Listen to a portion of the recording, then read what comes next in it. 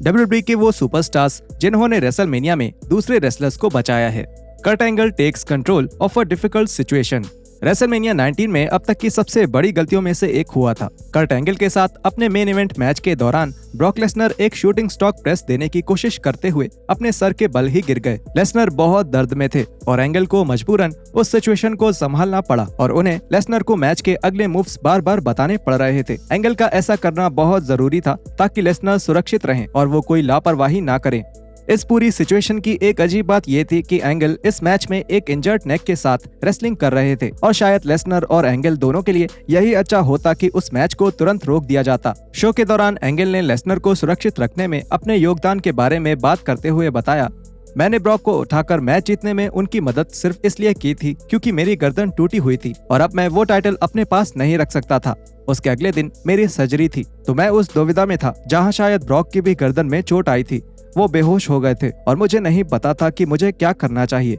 मैं एक और रात वो टाइटल नहीं रख सकता था, इसलिए मुझे उन्हें उठाना पड़ा और मूव्स बताने पड़े। देखना पड़ा कि वो ठीक हैं या नहीं और वो अपने मूव्स कर सकते हैं या नहीं। वो बहुत परेशानी वाला काम था। वो 15 सेकंड्स शायद मेरी जिंदगी के सबसे परेशानी वाले समय में से एक थे। लेकिन ब्रॉक तो एक बीस्ट हैं। वो भी मूव्स करते रहे। उन्होंने मुझे एक F5 दिया और वर्ल्ड चैंपियनशिप जीत ली। दी यूसोस स्मूथ एग्जिट।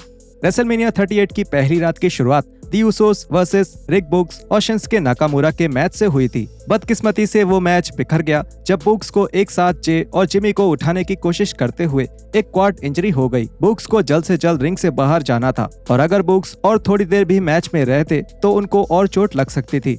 जब उनको वो इंजरी लगी तब जे और जिमी ने तुरंत ही एक्शन लिया। वो अपने किरदार में बने रहे और आराम से रिंग से बाहर निकल गए।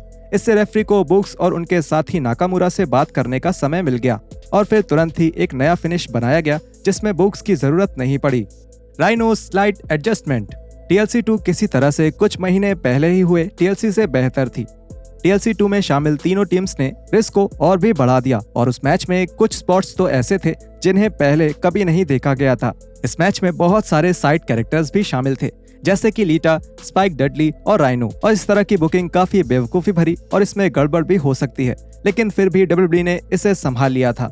स्पाइक डडली और राइनो मैच के अंत में एक बड़े स्पॉट में हिस्सा लेने वाले थे जिसमें जेफ हार्डी उन दोनों को टेबल के ऊपर फेंकने वाले थे। हार्डी ने 20 फुट ऊंचे लैडर के ऊपर से एक स्वॉन्टन बॉम्ब मूव किया और स्पॉट को पे पर व्यू पर अब तक के सबसे बड़े रिएक्शंस में से एक मिला। और ये तो बताने की जरूरत ही नहीं है कि ऐसे स्पॉट्स कितने खतरनाक होते हैं और इंजरीज से बचने का एक तरीका ये होता है कि रेसलर्स इस मूव के दौरान एक दूसरे के बगल में ही लेटे रहें ताकि इसका असर दोनों में बराबर बढ़ जाए। जब हार्डी लैंड करने वाले थे उसी वक्त राइनो को एहसास हुआ कि वो स्पाइक से थोड़ा दूर थे और इसलिए वो चुपचाप थोड़ा शिफ्ट हो गए ताकि वो मूव का असर आधा कर पाए और स्पाइक को इसकी वजह से कोई चोट ना लगे। Triple HS quick thinking saves the Undertaker. The Undertaker के रेसलमेनिया मैचेस में ये एक ट्रेडिशन की तरह था कि वो हमेशा रिंग के बाहर एक डाइव करते थे। जब रेसलमेनिया 27 में ट्रिपल एच के खिलाफ अपने मैच में अंडरटेकर ने ये मूव करा तो ऐसा लगा कि वो सीधे अपने गर्दन के बल गिरने वाले हैं। ये देखना थोड़ा मुश्किल है, लेकिन ऐसा लगता है कि जब अंडरटेकर हवा में थे और अपने सर के बल गिरने ही वाले थे तभी ट्रिपल एच ने उन्हें हवा में ही थोड़ा घुमा दिया, जिसकी वजह से अंडरटेकर अपनी कमर और कंधे के बल जाकर गिरे। ट्रिपल एच ने इस मूव के बाद अंडरटेकर से बात भी करी और उनका हाल पूछा और ये बस एक और एग्जाम्पल है जिससे साबित होता है कि ट्रिपल एच रिंग में एक प्रो है। रोमन रेंस एबेंडेंस की स्पॉट। रेसलमेनिया 33 को पहले इस तरह से डिजाइन किया गया था जिसमें अंडरटेकर का आखिरी WWE मैच शामिल होने वाला था। अंडरटेकर मेन इवेंट में रोमन रेंस के साथ अपने मैच के बाद रिटायर होने वाले थे, लेकिन बहुत सारे कारणों से, जिनमें से एक कारण इस मैच की क्वालिटी भी है, अंडरटेकर ने इसके बाद भी WWE में बहुत सारे मैचेस किए। ये मैच इतना अच्छा नहीं था जितना अच्छा ये दोनों रेसलर्स करना चाहते थे और इस मैच में ऐसे कई स्पॉट्स थे जो बहुत बुरी तरह असफल हुए थे और जिनसे गंभीर इंजरीज हो सकती थी। इस मैच के एक स्पॉट में रोमन रेंस को अंडरटेकर को उठाकर टूम्बस्टोन मूव करना था, लेकिन थकान की वजह से अंडरटेकर अपना शरीर मोड़ नहीं पा रहे थे। रेंस ने स्पॉट को पूरा करने की बहुत कोशिश करी, लेकिन जब उनको एहसास हुआ कि अगर वो थोड़ी देर और ऐसा करते रहे तो अंडरटेकर अपने सर के बल गिर सकते हैं, तब उन्होंने इस स्पॉट को ना करने का फैसला किया और ये बिल्कुल सही फैसला था। रोमन रेंस को स्पॉट की जिम्मेदारी लेते हुए देखना और अंडरटेकर को सुरक्षित रखने के लिए हर मुमकिन कोशिश करते हुए देखना काफी शानदार था।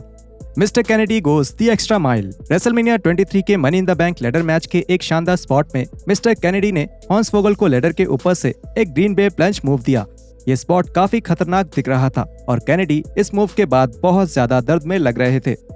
एक शूट इंटरव्यू के दौरान हॉर्न्सवोगल ने बताया कि कैनेडी मूव के दौरान जितना हो सकता था उतना घूमे थे और ऐसा हॉर्न्सवोगल को बचाने के लिए किया गया था। इसके बाद उन्होंने कहा कि वो बम्प रिंग के सबसे सख्त हिस्से में होने वाला था और इसलिए कैनेडी ने उस मूव का पूरा असर अपने ऊपर ले लिया ताकि उन्हें कम से कम चोट लगे। Becky Lynch helps out Ric Flair. WrestleMania 32 में WWE की विमेन डिवीजन को सेंटर स्टेज मिला था जब शार्लेट फ्लेयर, साशा बैंक्स और बेकी लिंच का मुकाबला एक क्लासिक रेसलमेनिया मैच में हुआ था।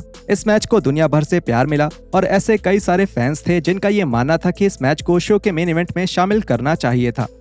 शार्लेट के फादर रिक फ्लेयर भी इस मैच में शामिल थे और फ्लेयर का एक इनफेमस स्पॉट था जिसमें बेकी लिंच टॉप रोप से उनके ऊपर डाइव करती हैं। फ्लेयर को इस समय तक रिटायर हुए बहुत साल हो चुके थे और इसलिए जब लिंच ने ये स्पॉट किया तब उन्होंने फ्लेयर को इंजरी से बचाने का पूरा ध्यान रखा। जब लिंच ने ये मूव किया तो वो फ्लेयर के ऊपर हल्का सा घूम गई और उन्हें अपने ही ऊपर गिरा लिया। ये इस तरह के मूव को करने का सबसे सुरक्षित तरीका था और लिंच का इस तरह खुद को खतरे में डालकर फ्लेयर को बचाने के लिए बहुत सम्मान किया जाना चाहिए। Bret Hart saves Shawn Michaels from a rough landing. Bret Hart को प्रो रेसलिंग के इतिहास में सबसे सुरक्षित रेसलर्स में से एक माना जाता है और ऐसे बहुत सारे एग्जाम्पल्स हैं जहां हार्ट ने अपने ओपोनेंट को बचाने के लिए खुद को खतरे में डाला है। रेसलमेनिया 12 में WWE चैंपियनशिप के लिए एक बड़े आयरन मैन मैच में हार्ट का सामना शॉन माइकल्स से हुआ था। इस मैच के एक स्पॉट में HBK ने टॉप रूप से रिंग के बाहर खड़े हार्ट के ऊपर छलांग लगाई और ये इतना खतरनाक इसलिए था क्योंकि HBK ने इतनी ऊंची और लंबी छलांग लगाई थी कि ऐसा लग रहा था कि वो गार्ड रेल के ऊपर जाकर गिर सकते हैं। अच्छी बात ये रही कि HBK बिल्कुल सही सलामत थे क्योंकि हार्ट ने बहुत चालाकी से खुद को गार्ड के रेल के पास ही खड़ा कर लिया था ताकि वो HBK को सुरक्षित रूप से नीचे ला सके और वो आराम से लैंड कर सके। Stone Cold Steve Austin prevents Bret Hart from breaking his arm. WrestleMania 13 में स्टोन कोल्ड स्टीव ऑस्टिन और ब्रेट हार्ट के मैच को अक्सर ही WWE के एटीट्यूड एरा का पहला मैच बताया जाता है। इस मैच के बाद ही ऑस्टिन WWE के टॉप बेबी फेस बने थे। ये मैच बहुत शानदार हुआ था और ऑस्टिन और हार्ट की जोड़ी का कमाल इस मैच के हर मूव में साफ दिख रहा था।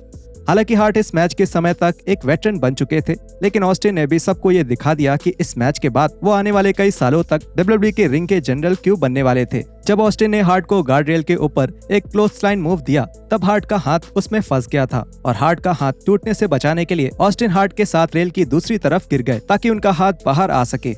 Luke Harper saves the day. सालाना होने वाली Andre the Giant Memorial Battle Royal WrestleMania 35 में हुई थी और अगर ल्यूक हार्पर नहीं होते तो शायद WWE के पुराने स्टार मुस्तफा अली की गर्दन टूट सकती थी।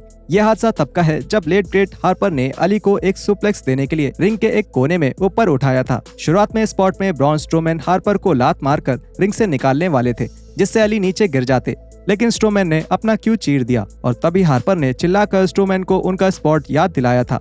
इसके बाद स्ट्रोमैन ने वो स्पॉट किया और जब हार्पर और अली नीचे गिरने लगे तभी हार्पर ने अली को हवा में ही घुमा दिया क्योंकि अली सीधे अपने गर्दन के बल गिरने वाले थे।